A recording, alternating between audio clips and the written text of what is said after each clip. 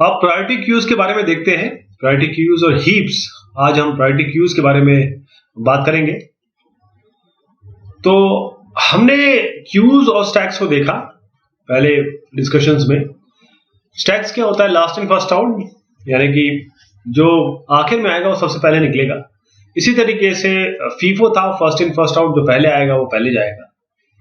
इन्हीं क्यूज को अगर हम लेके ये बात करें कि जो पहले आए उसको हम पहले सर्व करना है और करेंगे, ये एक लेजिटिमेट बात भी है कि जो पहले आए उसको आप पहले सर्व करिए।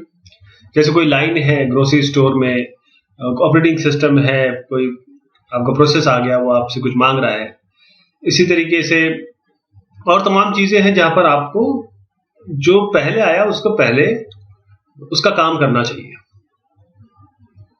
अब समझिए कि मान लीजिए कि आपने एक रेस्टोरेंट में बुकिंग करा रखी है और अब आप पहुंचे और आपको जगह नहीं मिली, या आपने हॉस्पिटल में या डॉक्टर से अपॉइंटमेंट ले रखा है, आप गए, आपको जगह नहीं मिली या फिर समय नहीं मिला।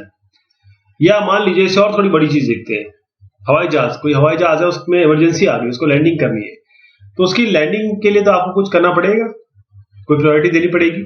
इसी तरीके से आपका कोई एक्सीडेंट हो गया, मान लीजिए, तो एक्सीडेंट हो गया तो आपको जो एक्सीडेंट है उसको इमरजेंसी केस की तरह देखना पड़ेगा, बनिस्बत की कोई किसी के अगर सर्दी हो रही है तो उसको देखने के बजाय आप पहले गन शॉट विक्टिम को या हार्ट अटैक विक्टिम को देखेंगे। तो ऐसा डेटा स्ट्रक्चर जिसमें फ्लेक्सिबिलिटी हो, जिसमें हम प्रायोरिटी दे सके और प्रायोरिटी को ऐड रिमूव कर सके, उसे हम प्रायोरिटी क्यू के इस टॉपिक में देखेंगे। एब्स्ट्रैक्ट डेटा टाइप होता है। तो प्रायोरिटी क्यू, जैसे मैंने बताया, एब्स्ट्रैक्ट डेटा टाइप क्या होता है? ऐसा डेटा टाइप जिसके साथ फंक्शन हो, जो ऐड कर सके आइटम को, प्रायोरिटी के साथ रिटर्न कर सके आइटम को, हाईएस्ट प्रायोरिटी जो है उसको रिटर्न किया जा सके, डिलीट किया जा सके जिसकी हाईएस्ट प्रायोरिटी है। और यदि कोई टाई आ जाती है बीच में, अगर कोई टाई आ जाती है तो आप इसका टाई ब्रेकिंग भी कर सके। ये सारे आपके फंक्शनैलिटी एक प्रायोरिटी क्यू जो एब्स्ट्रैक्ट डेटा टाइप है उसमें होनी चाहिए। अब जैसे मैंने आपको बताया कि दो आपके आइटम हैं और सब दोनों की प्रायोरिटी सेम है, तो आप उसको कंपेयर कैसे करेंगे, उसकी प्रायोरिटीज को कैसे कंपेयर करेंगे? तो उसके कुछ तरीके हैं। आपके पास जो डेटा टाइप है उसके पास खुद ही आपका ओवरलोडिंग से एक ओवरलोडिंग है, जैसे आप समझते होंगे कि हम किसी भी ऑपरेटर वगैरह को ओवरलोड कर सकते हैं C++ में। तो ऑलरेडी इसमें ओवरलोडेड हो कि अगर आप दो ऑब्जेक्ट को इस तरीके से चेक कर लें A लेस देन B, तो आप आराम से कंपैरिजन कर सकते हैं कि प्रायोरिटी किसकी ज्यादा है, प्रायोरिटी किसकी कम है।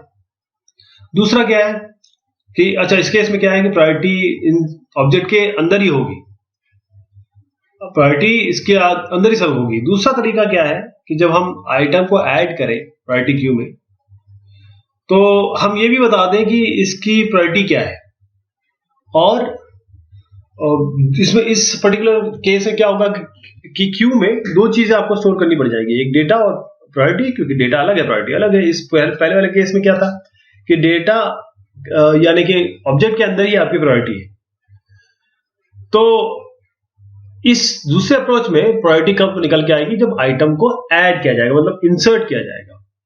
तो पहला वाला तो काफी इजी लग रहा है, ये वाला तो इजी लग रहा है, और दूसरा काफी फ्लेक्सिबल लग रहा है। तो आपको कौन सा लेना है ये आपके ऊपर है। अब थोड़ा सा हम इसको सिंपल रखते हैं और हम देखते हैं कि कैसे हम इसको इंप्लीमेंट कर पाएंगे एडीटी प्रायोरिटी क्यू को। ये स्यूडो कोड है, तो इससे आप समझिएगा कैसे हम प्रायोरिटी क्यू को बनाएंगे। क्योंकि अल्टीमेटली होता क्या, अल्टीमेटली तो हमें प्रोग्राम ही लिखना है, प्रोग्राम को ही चलाना है। तो ये आपका एक प्रायोरिटी क्यू की क्लास बना दी, ये ऐड हो गया जो आपका आइटम को ऐड करेगा प्रायोरिटी क्यू में। ये पीक हो गया, ये हाईएस्ट प्रायोरिटी के एलिमेंट को निकाल देगा। ये आपका रिमूव हो गया, ये रिमूव क्या करेगा कि रिमूव कर देगा हाईएस्ट प्रायोरिटी आइटम को। इज एम्प्टी क्या करेगा, ये पता करेगा कि प्रायोरिटी क्यू एम्प्टी है कि नहीं। आपका चेंज प्रायोरिटी, ये भी एक फंक्शन है, ये चेंज कर देगा प्रायोरिटी को। ये फंक्शंस आपने देख लिए किस तरीके से ये फंक्शन चलेंगे। तो अब इस जगह इसको यूज करते ही आप इसको हॉस्पिटल, गेमिंग, जहां आप चाहे। आगे हम और भी देखेंगे कि जब स्टेट की बात आएगी तो ए स्टार और सर्च और डिजिटल एल्गोरिथम कैसे काम करेगा इसमें। और चेंज प्रायोरिटी मतलब ये है कि अगर आप कोई चीज आ रही है तो आपकी उसकी प्रायोरिटी भी चेंज कर सके, ये बहुत इंपॉर्टेंट होता है। ऐसा होगा कि मान लीजिए आपके पास दो आपके पास वैल्यूज हैं या फिर ऑब्जेक्ट्स हैं और दोनों की प्रायोरिटी सेम है, तो आपको उसको ट्राई ब्रेक करना आता है, या हम आगे अभी देखते हैं। दूसरा यह है कि अगर मान लीजिए कि एक बैठा ही हुआ है, कुछ काम नहीं कर रहा, दूसरे को जरूरत ज्यादा है, तो उसकी प्रायोरिटी आपको चेंज करनी पड़ेगी। वो एक बहुत इंपॉर्टेंट एस्पेक्ट है कि आपको ये प्रायोरिटी को चेंज करना पड़ेगा। दूसरा टाई ब्रेक। अब प्रायोरिटी जो है उसके हिसाब से कैसे आप टाई ब्रेक करेंगे, यानी किसको आगे बढ़ाएंगे, किसको रोकेंगे। तो उसके लिए एक तरीका हो सकता है कि आप ओरिजिनल प्रायोरिटी के साथ एडिशनल टाइम भी लगा दें। ये हो जाए एक पेयर, ये लगा दीजिए। ये पेयर लगाते ही आपको पता चल जाएगा कि किसकी प्रायोरिटी अगर सेम भी है तो टाइम के हिसाब से आप टाई ब्रेकिंग कर पाएंगे। अब इम्प्लीमेंटेशन की बात आती है प्रायोरिटी क्यू की। हमने इसका कोड तो देख लिया, तो कैसे करेंगे प्रायोरिटी क्यू। जिस तरीके से क्यू की तरह दिख रहा है, नाम तो इसका क्यू ही है क्योंकि इसकी कॉन्सेप्चुअल सिमिलैरिटी है बैकग्राउंड में, लेकिन इसे हम इंप्लीमेंट कैसे करेंगे, क्या क्यू की तरह करेंगे। तो अगर आप सिंपल इंप्लीमेंटेशन देखें तो आप सॉर्टेड या अनसॉर्टेड, ये लिंक लिस्ट या एरे को लेके कर सकते हैं। तो अगर लिंक लिस्ट या अनसॉर्टेड एरे या लिस्ट टाइप लेते हैं तो क्या होगा, देखिएगा लिंक लिस्ट आप ले रहे हैं या अनसॉर्टेड एरे, ध्यान दीजिएगा लिंक लिस्ट या अनसॉर्टेड एरे। तो अब ऐड करेंगे। अब ऐड आप टेल पे कर सकते हैं, हेड पे कर सकते हैं, या एंड ऑफ द एरे कर सकते हैं। तो ये तो ऑर्डर ऑफ एंड टाइम है इसका, θ1 कोई दिक्कत नहीं है। अब अगर आपको हाईएस्ट प्रायोरिटी एलिमेंट निकालना है तो आपको पूरा का पूरा एंटायर एरे या लिस्ट फाइंड आउट करना पड़ेगा, स्टार्टिंग से चलना पड़ेगा ना। तो आपको ये थीटा एंड टाइम लगेगा इसमें। रिमूव करने के लिए भी आपको उस जगह पे तो जाना ही पड़ेगा, लीनियर सर्च तो करनी पड़ेगी। तो अगेन, और उसके बाद शिफ्टिंग भी करनी पड़ जाएगी। ये भी देखिए रिमूव करने के बाद तो ऑर्डर आपका थीटा एन चल गया। तो ये देखा आपने क्या क्या अलग अलग ऑर्डर्स इसमें बने रनिंग टाइम के हिसाब से। तो इंसर्टिंग के लिए तो बहुत बढ़िया है, देखिए ऑर्डर ऑफ 1 है, बहुत बढ़िया है। लेकिन अगर हमको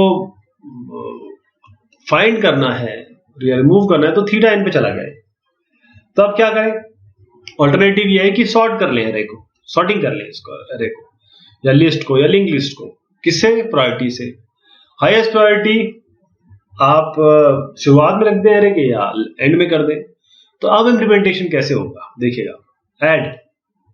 तो ऐड करने के लिए आप क्या करेंगे, आपके पास सॉर्टेड है, आपको पता है कि अगर आपको एक वैल्यू बीच में लाते हैं तो लेफ्ट में बड़ा होगा, राइट में छोटा होगा, या लाइकवाइज। तो आप एक बाइनरी सर्च की तरह, बाइनरी ऐड की तरह चले गए।